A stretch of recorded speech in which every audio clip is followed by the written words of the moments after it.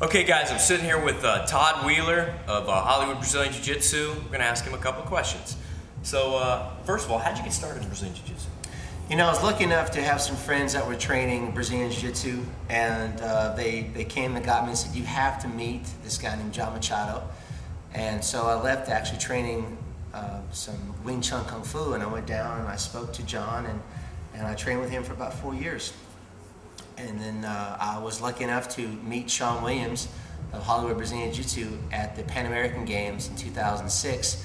And I was really surprised about how the students that he had in the spectators area was so enthralled by him and spoke so highly of him. And so I went to meet him, and he's like, you should stop by the academy, and that's what happened. I started. Probably myself included, so enthralled by him and speaking so highly. That was probably me too.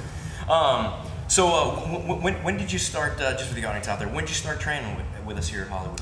I started training about 3 years ago. November the 28th of 2006, I believe, was my first day here. And it was definitely an eye-opening experience when I walked into the gym. What was the main difference between training here under the tutelage of Sean Williams as opposed to training with John when you started? You know, John's school was more of a gladiator mentality, and he had nowhere near the level of detail that was incorporated here. Plus, just the camaraderie of the students at the school was something I'd never seen before, ever. And in any martial arts schools, I've been studying since I was 16 years old, different styles, and just the family environment in this place was unbelievable. And then when I realized I had been really shown only about 50% of what Brazilian Jiu-Jitsu was as a 4-year student as a purple belt, it literally blew me away. Yeah. How would you say that your game has changed? I would say the details. Yeah. Simple, focused on the small things, what's important the most. Hand position, the way your knees are, where your weight's centered. All these really small things, but these small things, just as in life, adds up to a lot. Say training with John the first 4 years that you started learning Brazilian Jiu-Jitsu, what would you say was the best aspect of your game, as opposed to now? What is the best aspect of your game? I would say my best aspect with John was just pure rolling, pure physical strength. Just get into a gladiator pit and fight as hard as you can.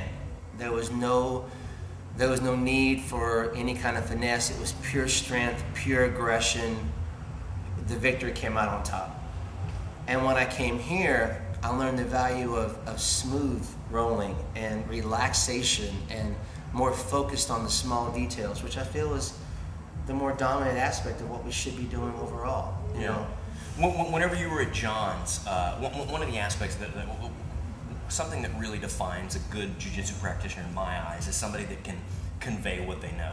Somebody that can articulate exactly what they're doing, as opposed to, I always call it the Phil Jackson mentality. Phil Jackson was a mediocre basketball player, but he's arguably one of the best coaches ever lived. How would you say your ability to teach was in the first 4 years as opposed to now? And what do you attribute that change to? When I first came here, I did start teaching at John's the last year I was there.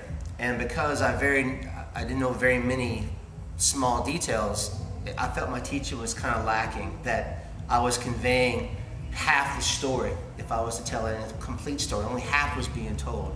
When I came here, and luckily enough, Professor Williams took me under his wing as far as an instructor is concerned, he started showing what the whole story was and how to set up the elements, almost like a play or a film, being the first act, the second act, the third act, and how people relate to those techniques and how you can pull that out of them. And then the patience and the caring to walk around and see what everyone was actually doing and making sure they got to that end of the story. And so they could leave with a smile on their face and feel fulfilled from whatever the training was. Well, as you know, I've trained with you your first day walking in the door and through the next couple of years until now. And so I've seen your progress shoot through the roof. Your ability to teach is second to none. People love your class as much as they love anybody's class. Thank you. What would you say your jiu-jitsu aspirations are for the future? Where do you go from here? I'm planning on opening a school up in North Carolina in Raleigh. I plan to have as many facilities that will allow me to teach within them. And I want to spread what Professor Williams allowed me to have. Integrity, compassion, caring for the student, being able to influence someone's life and to change who they are. He's had such an influence on me inspired me to be the better teacher, to be the better person, not just in fighting. You know, I found myself that I'm my worst opponent. I'm my toughest opponent. Yeah. And to allow me to face that and to get strength from that, I want to show other people that. You know, I was at the Christmas party just a few days ago, and I had some students write some really kind words to me on a card, and it was the most amazing gift and reward I'd ever had in my life. You know, to have someone say to me, "You affected me, you changed me, you inspired me." Yeah. And to tell you the truth, they inspired me more than what they could have ever done for them. Yeah. And so that's what I want to do. I want to spread that. I want to take what we have here in Los Angeles and Hollywood, something you guys have created, such a special thing in this school. I want to spread it all throughout where I'm from. Well, that's one of the things that come with teaching. You know, when you regurgitate on a daily basis all the little nuances and the invisible elements of jiu-jitsu, I know myself as an instructor, I find myself remembering elements. I'm like, okay, when you make that grip, rotate to the blade and bring your elbow to the hip.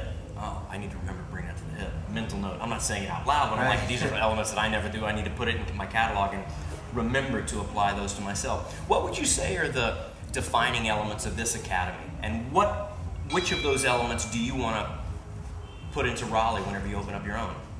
Details, details, details. Details. To be able to, the one thing that set John and Sean apart, unfortunately, English is John's second language. Yeah. Portuguese is his first, where Professor Williams, English was his first language. He has a gift on teaching and conveying knowledge to someone. I want to do that. I want to bring the details. I want to bring the family orientation. I want to bring the overall caring and the inspiration that he's done here. I want to make that throughout. That's why I plan on being an affiliate of HBJJ, and to fly this flag that we have in here and behind us in my school, so people understand where I'm from, because I'm only a product of where I'm from, and I'm very proud of where I'm from, you know, and that means a lot to me to keep that going. You know, this academy obviously is very special to me too, and you know, I mean the kind of vibe that we've created here, as you know, we watch all the UFCs, all the old Pride event, everything that ever came on fighting. You know, 80 people on the mat here eating pizza, watching it. We go to paintball, so it really is a family. I know a lot of people always say that and throw that word around like our academy's a family, but it never ends up being that way.